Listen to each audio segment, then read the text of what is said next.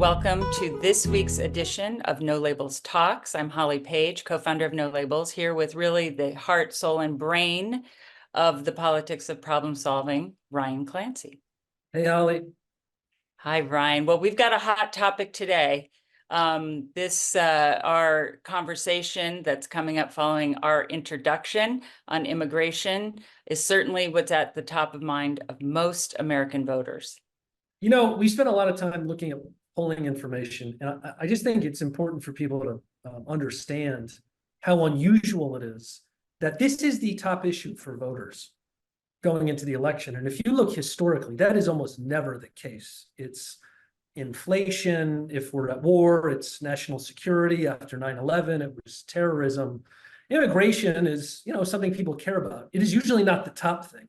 They are saying every single month, this is the most important thing to them, which tells you there's something happening here. Absolutely. And I think it's a metaphor for a very uncertain economic future. Americans may not be, in many ways have the type of knowledge to be able to name every state capital in the entire world, every capital in the entire world, but they are wise and they know that the pace of change in our nation and in our economy is outpacing kind of how government is responding to it. So I think immigration is absolutely a metaphor for circumstances way beyond their control that are impacting their everyday lives. Well, and it's, of course, not just the US issue. This past week, we had the parliamentary elections over in Europe where there were a lot of the established parties really got hammered in these elections. And a lot of the parties that won seats, the one thing that all of them have in common was pushing back on what has really been a multi-decade trend of very open and permissive immigration policies for these countries. Well, I have to tell you, while listening to your conversation with our special guest, I was so proud of No Labels because she had some opinions and ideas that I don't necessarily agree with. I don't know that No Labels, it's their position, but we have to be a forum where people can express different points of view, different facts, bring different facts and bits of information to the conversation. And so I was really proud of us for hosting it. I know we'll look to have someone who can express the opposition to her worldview and to her specific ideas, but I was very proud of us. And I always think the entire nation was founded by people who rejected groupthink. They wanted to honor that people have different points of view, different beliefs, and that's why we're here. And so while I don't agree with everything she said, I was really proud of us for hosting the conversation. Yeah, look, that is it, because it is what she described. I mean, this group, and you'll hear in a bit, they support much lower levels of immigration. They support much more aggressive enforcement. And again, I'm with you, Holly. If you go down issue by issue, I don't agree with some of this. However, it is absolutely the case that if you look at where the public's at, that is where a lot of the public is at. You look at a situation today where even 40% of Democrats say they support mass deportation. Now, when I see something like that, I don't know if I necessarily believe that that's what they're for and what they want, but what it is to me is it is a signal of their frustration with the status quo. Right, for sure. And I think that's why we want to have these conversations, because we have these issues. If over the last couple of weeks you picked up your paper, I don't know if anybody picks up a paper anymore, but you saw a headline. It was about the Trump verdict and Hunter Biden, and it's all salacious and everything else. And then you take a step back, you say, is this what voters really care about? And it's not. What we're talking about on these No Labels talks, this is what they care. Absolutely. And also, I thought our guest did a really interesting job of kind of pulling back the curtain and exposing a few of the ridiculousnesses in our current system.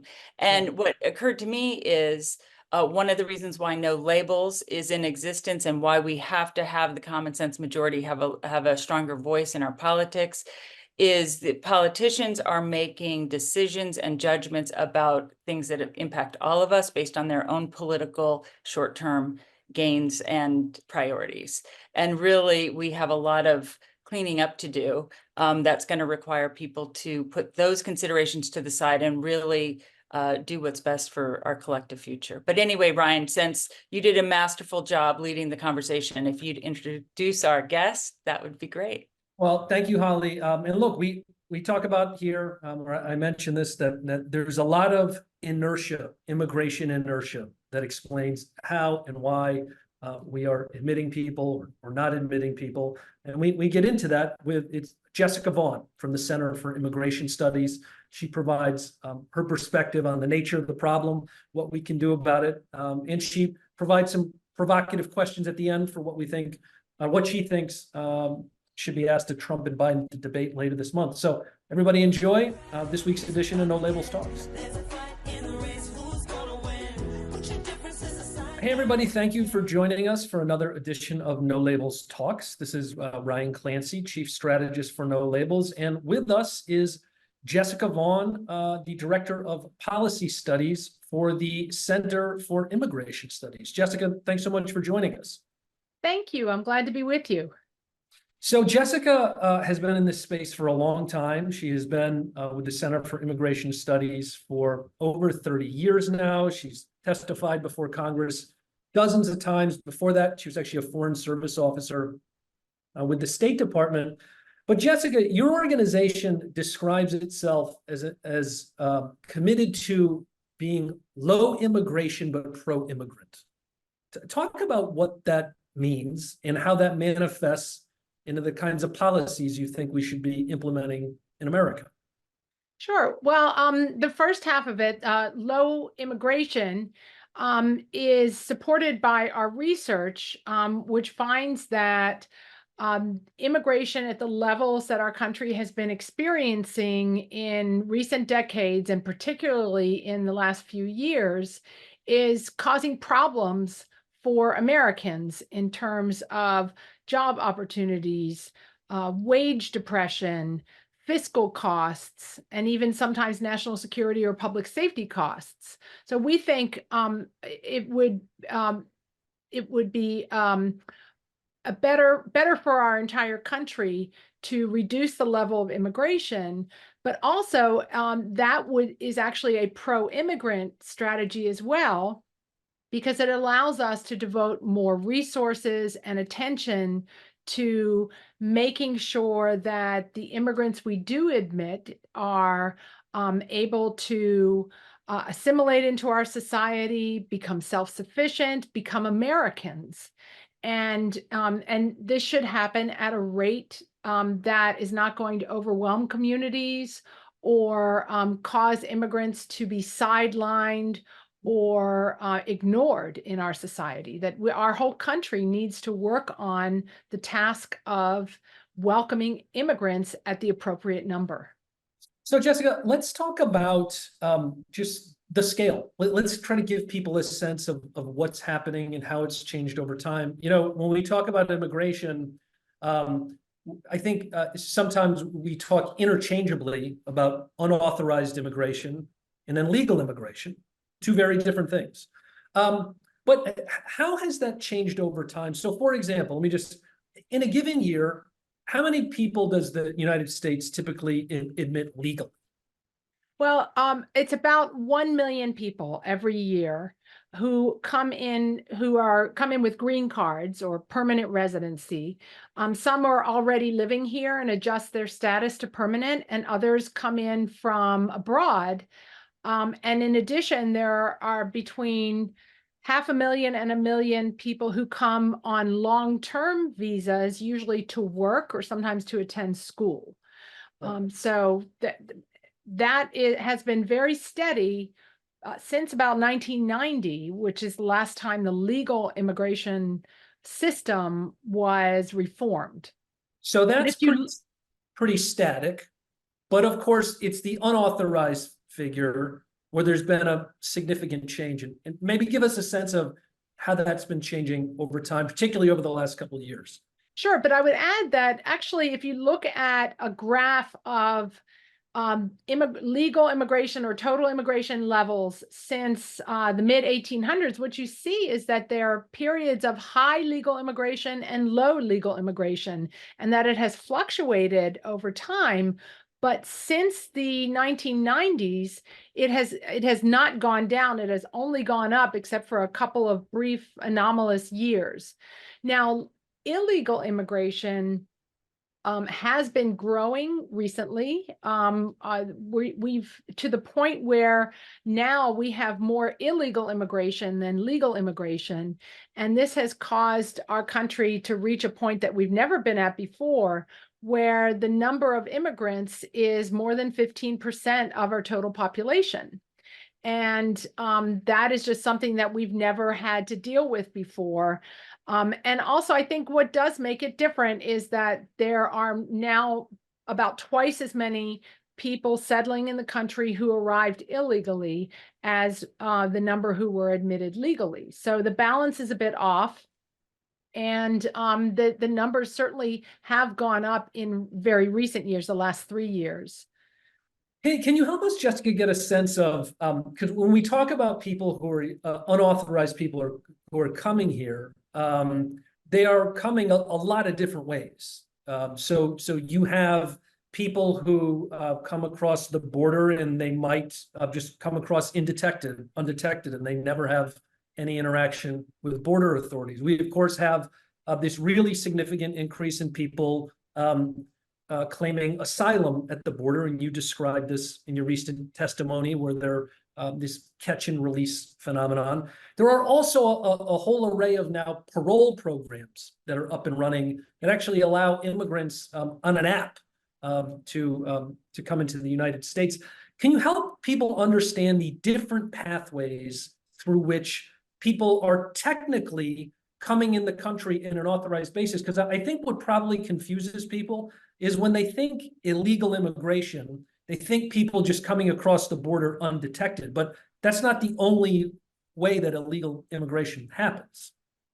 No, and you gave a good description of this. I would add one more way that people end up living here illegally, and that is coming in on a temporary visa and overstaying that visa. And we estimate, and a lot of other experts estimate, that this is probably about 40% of the illegal population, or the population of illegal immigrants who are now in the country. And so the other ways, you described it very well. Some people do not want to be caught by the Border Patrol and are sneaking across, either because the Border Patrol is very distracted in dealing with a large number of migrants who are coming across illegally and do want to be caught. So, and we think that the number of these are so-called gotaways. It's probably almost 2 million people by now in the last 3 years or so. The other way this happens is that people are crossing the border illegally, and they are being processed by the Border Patrol and released into the country, sometimes to ask for asylum, or sometimes simply to enter immigration proceedings and make a case for why they should be allowed to stay. They are being allowed to do this under a grant of under an authority that the president has called parole, which is supposed to be used in very limited circumstances when people need urgent medical care, or they're needed to testify in a criminal case, or some other reason that's considered an emergency or what they call a significant public benefit. So the Biden administration has taken this authority and decided to apply it to about 85% of the migrants who are crossing the border illegally. And they are told to report to the nearest immigration enforcement facility in their destination, and they're assisted along the way with NGOs and government contractors And then when they arrive, often state governments are providing support to these migrants. If they apply for asylum, they may qualify for a work permit after 6 months. Others are being put into special programs, parole programs, specifically Cubans, Venezuelans, Nicaraguans, and Colombians. And Haitians, sorry. And they are qualifying for work permits right away. They have the same status as the Ukrainians who've been allowed to come in and people who were evacuated from Afghanistan in 2021. So they don't have a legal status, but they've been allowed to come in and they've been allowed to apply for work permits. And most of them aren't really applying for asylum. They are simply able to live here under parole status for an indefinite period. And now that those programs have also been extended to, the Biden administration wanted to dissuade people from using smugglers and traffickers to get across the border surreptitiously. So they created this program to allow people to apply for an appointment to come through the port of entry and be processed there and be released into the country. And that's about almost 500,000 people in the last couple of years have been able to do that. So they have no legal status, but the government knows they're here and they've been given a work permit. So they're kind of in limbo. And just for our listeners' edification, you probably hear this word asylum a lot, but that actually has a very specific legal meaning. When somebody claims that, they're supposed to be claiming that they are fleeing persecution in their home country, be it for religion or for political reasons. It is not something you're supposed to be able to use because you just have poor economic conditions. So that is a very technical term and one that is a real area of dispute. But I want to turn to the politics of this, Jessica. This is the immigration and border issue. Gallup will ask every month, what is the most important issue according to voters? And for 3 straight months now, it has been immigration. And this is actually unprecedented, at least since they've started measuring this. You've never seen for this long a period of time it being this much of a priority issue for the public. Of course, President Biden is aware of this, which might explain his immigration order, executive order, from a couple weeks ago, which authorized him to put a certain lid on people crossing the border. Can we start with that executive order that he put out? Under what authority did he do that? And what does it do and what doesn't it do? Just so we can all understand that. Mm-hmm. Well, the Constitution and the law give the president a broad authority to block people from entering the United States. There's a section of the law called 212F that says that the president can block any individual or group of individuals or any class of individuals that the president defines. And the president has to come up with a reason for that. And that has to be in the national interest to block those individuals. For example, President Biden did this late last year with corrupt foreign officials in certain governments. It's, said, you can't come in. And so that's the legal authority that he has to block people from entering. Congress, on the other hand, has all the authority to create new categories of entry. Right. So it's that's the separation of powers in the immigration world. So, Jessica, we of course had a immigration reform that was moving for a little while, a potential bipartisan reform. James Lankford, the Republican senator, Kyrsten Sinema, the Democrat, were trying to advance that. This was something that was supported by the President Biden, along with many other Republicans who thought it would not only meaningfully put a dent in the border security problem, but also create some other structural reforms of the immigration reform system. Former President Trump came out pretty strongly against it, and in the end, the bill died. What did you think of that bill, as in terms of whether you thought it would have been a meaningful solution to the problem at hand? Well, I was disappointed in the bill, especially because, as you've pointed out, there are so many Americans who are frustrated with the current situation and, realize that the ideal solution would be for Congress to address some of the problems in the law that that allow people to game the asylum system, for example. But the problem is that the bill that was ultimately negotiated really would not have succeeded in stemming the flow of illegal migrants, or disincentivizing illegal migration. When you have a situation like we have now, where the chances are very, very good that you're going to be released after crossing the border illegally, that's a huge incentive to pay a smuggler to come here illegally and benefit from that. The Senate bill essentially was almost identical to the proclamation that President Biden just made, with this establishing a threshold of illegal immigration that would trigger an action of blocking people at the border. But it really didn't. I mean, it basically established this limit of an acceptable level of illegal migration, while also setting in stone this idea that we're going to allow, in the case of the legislation, it was 1,400 people every single day who don't qualify to enter the country to come in anyway and apply for asylum or be here on parole with work authorization.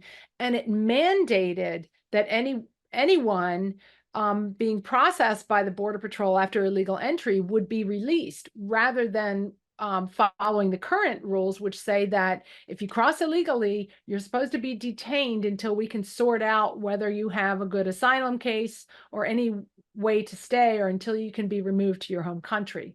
So Yeah. it would have normalized a certain level of illegal migration. Well, Jessica, one thing I want to ask you about is we've talked a little bit about the Biden administration's executive order. But of course, former President Trump has already sketched out some ideas for how he would handle this issue in the second term. It involves some pretty significant measures to both stem the number of people coming in on the border, up to and including potentially deploying the military. He has talked at different points about a much broader and more aggressive deportation effort, up to and including potentially constructing camps that they'd have to put immigrants in as they were processed. Before we talk about any of the particulars of any of that, one of the things that strikes me is everything that President Trump sketched out there and what President Biden just did, all of it is through executive order. And my question for you is, what amount of this problem, and by the problem, I'm defining it in the broadest terms, the fact that our legal immigration system is kind of a mess, our system of how we are handling our border is kind of a mess. How much of this can be dealt with by executive order, but how much requires Congress to actually pass some legislation to get a handle on this? That's a good question. I would say that I think we could get about 70% of the way to controlling the border through executive action. And that's because this latest crisis is due to the specific policies that were adopted by the Biden administration in relying on catch and release rather than other things that were working under the Trump administration, and limiting asylum claims and so on, and having people wait in Mexico, all to kind of deter the incentives for coming here illegally. But there are problems that need to be fixed by Congress too. What would be a few? Well, one is many people are not aware, but we've seen a huge increase in the number of unaccompanied minors who've been arriving at the border illegally. And under current law, the federal government is required, Border Patrol has to turn them over to the Department of Health and Human Services, which has to keep them in custody and release them to a sponsor when one can be found. And that takes sometimes, weeks to months to find someone to assume custody of these minors. And this is problematic, not just because they're minors, but also because, it's a guarantee of entry and has led to some real serious problems in child labor, exploitation, and so on. That's something that Congress has to fix. It would be, I think, preferable to return a lot of these kids to their families in their home countries rather than let them come here and live with some unknown person. So that sponsor doesn't need to be a family member. You meaning, okay. In many cases they are, but increasingly they are not family members. Okay, gotcha. One thing, Jessica, you talked earlier about just how your organization is pro-immigrant but favors lower levels of immigration. But one of the things that analysts have looked at is the United States does have an issue where we are just not having enough children. So there's a replacement rate, birth rate for any given population. We are below that. Just to cite one study, so the Census Bureau did a study that if America cut off immigration tomorrow, and that's not something, to be clear, you or your organization is proposing, but by the end of the century, says that would reduce our population by 100 million. We'd go from 330 to 230. So a lot of people look at that challenge and they say something like the following. They say, look, a growing population is really important to economic growth. We have these entitlement programs like Social Security and Medicare, which are dependent on current taxpayers paying in to support current beneficiaries. If we have a declining population over time, how could we possibly keep growing our economy and support these really important social programs? What would your response to that be? Well, I think our goal as a nation should not necessarily to just keep trying to get bigger and bigger, but to try to improve the quality of life of our citizens and of legal immigrants. And a bigger economy with more people working is not necessarily going to accomplish that, make everyone better off. We also need to think about, I realize that the Social Security question is a very important one, and we need to think about how to make that system sustainable. As somebody who's sort of approaching that age pretty soon, I definitely think about that. But I also think about the large number, historically high percentage of our population that has dropped out of the labor force, who are not counted in the unemployment rates, but who've stopped looking for work. And, I think it's important to think of bringing them back into the labor force.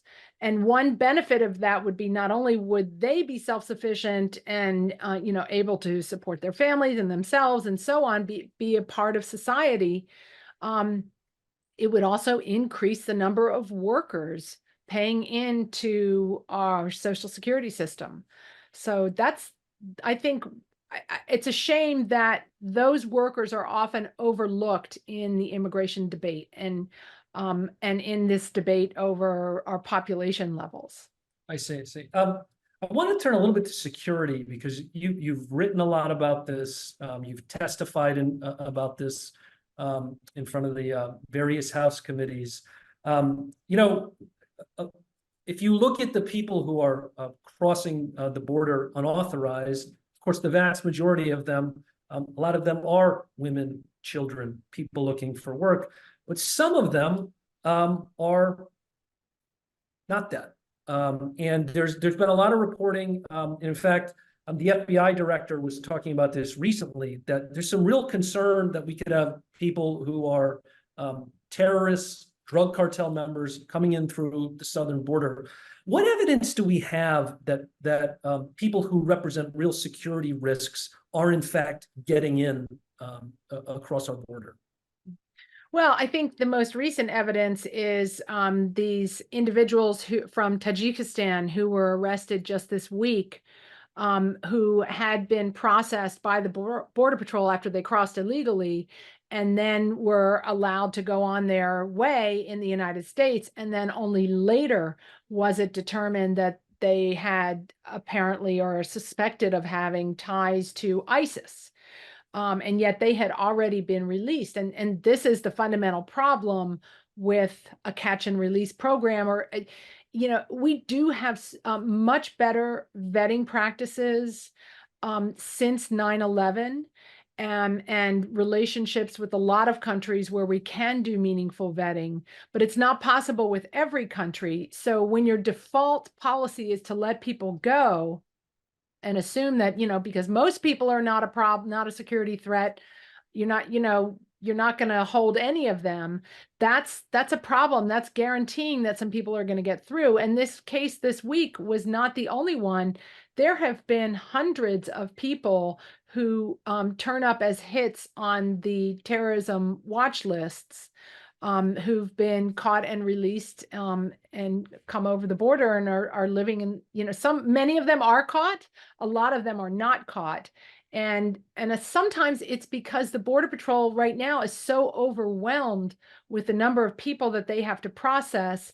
Even if a hit comes back, when they have somebody in custody, they don't even always have time to read their email to see that, or, even respond to concerns that might come up when they're checked. But the biggest problem is that we simply can't do meaningful vetting for people coming in from certain countries because we just don't have any adequate information on them or a relationship with the country that they're coming from to even be able to do a meaningful vetting.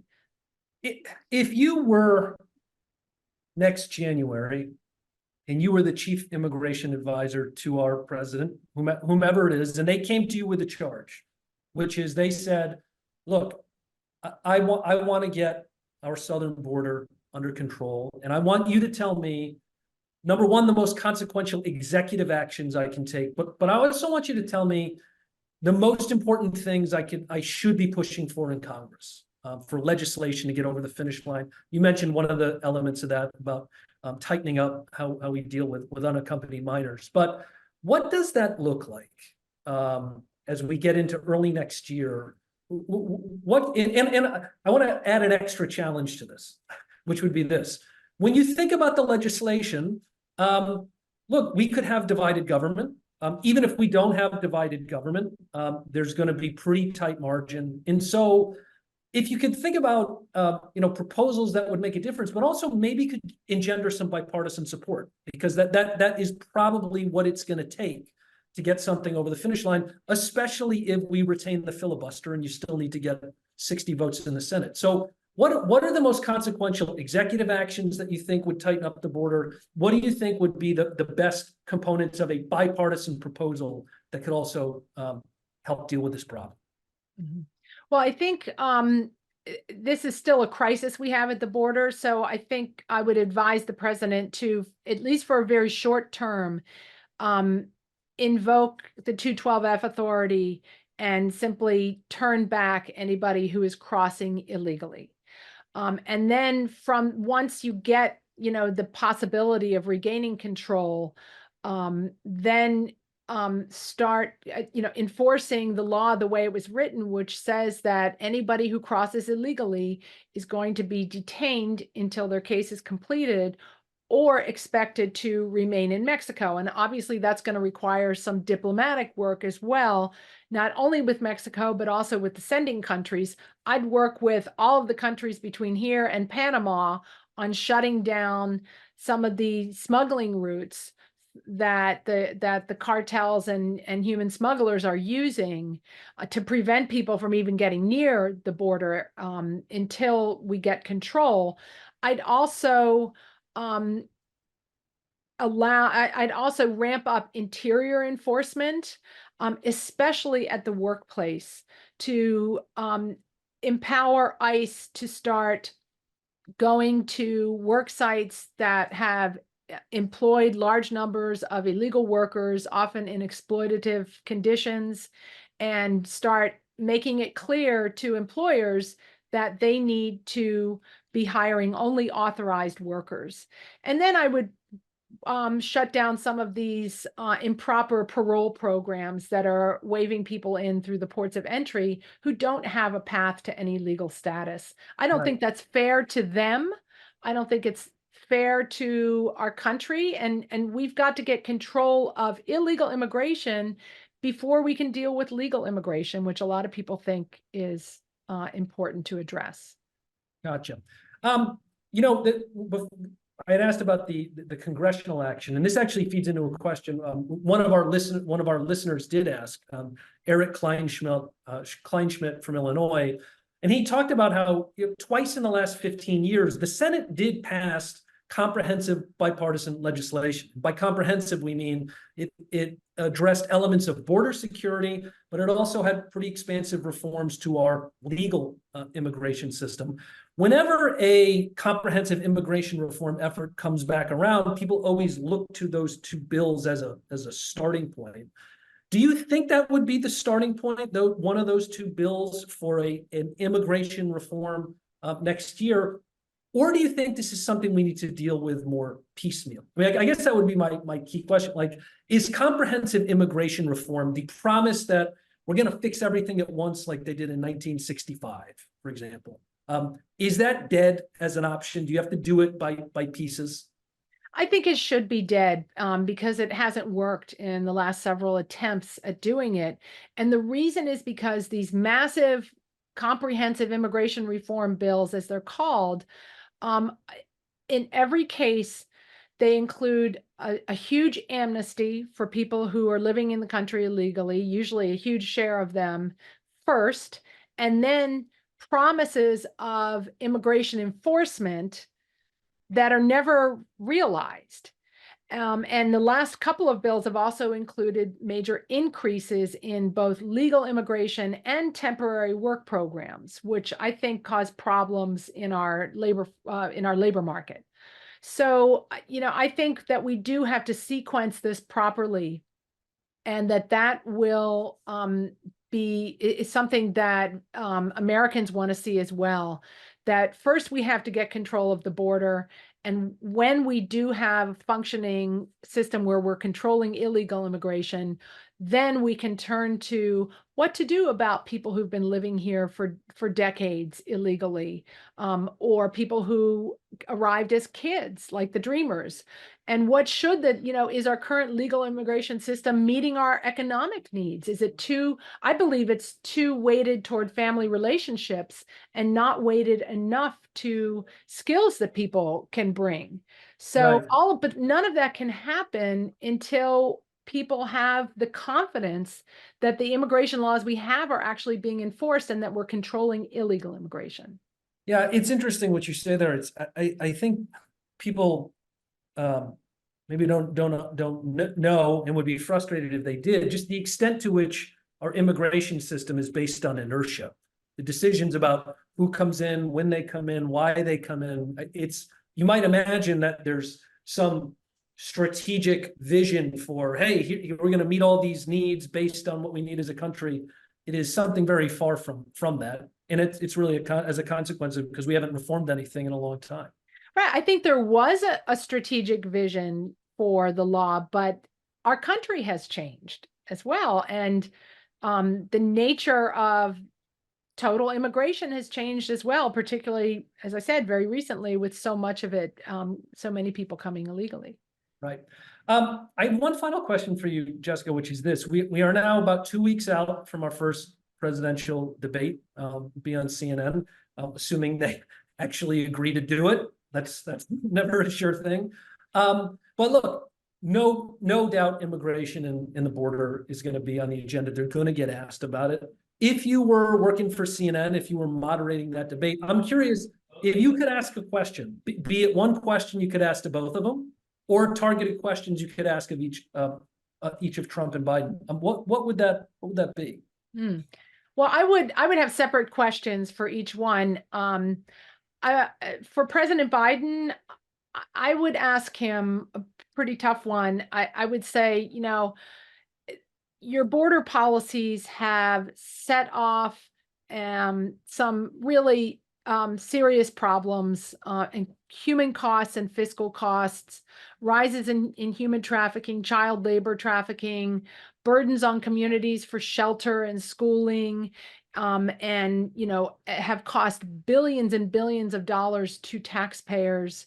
And so what social or economic or political goal is possibly worth all of these problems that have been created by your border policies?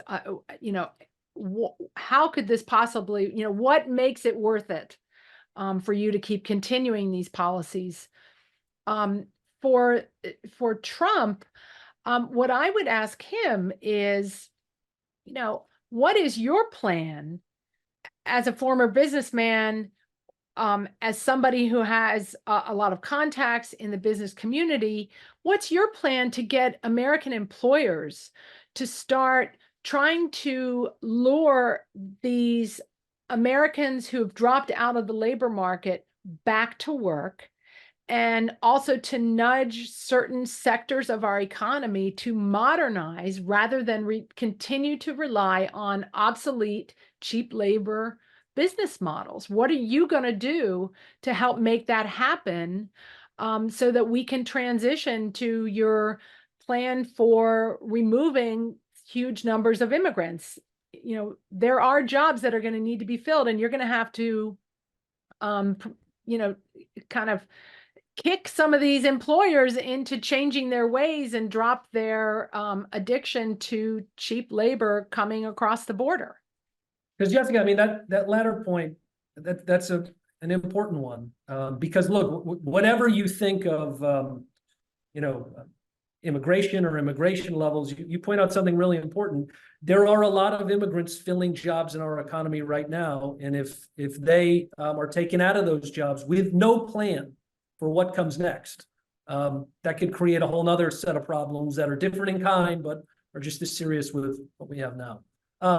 Jessica, those are really thoughtful questions you threw out there at the end. Thank you so much for joining us here on No Labels Talks. Thank you for having me. I've enjoyed our talk. And everybody, hope you join us next week as we continue this series of conversations in the run-up to the first presidential debate here later in June. Talking immigration today. We've talked foreign policy in previous weeks, and a lot more to come. So thank you again, Jessica. Thank you all for listening, and we'll see you next week on No Labels Talks.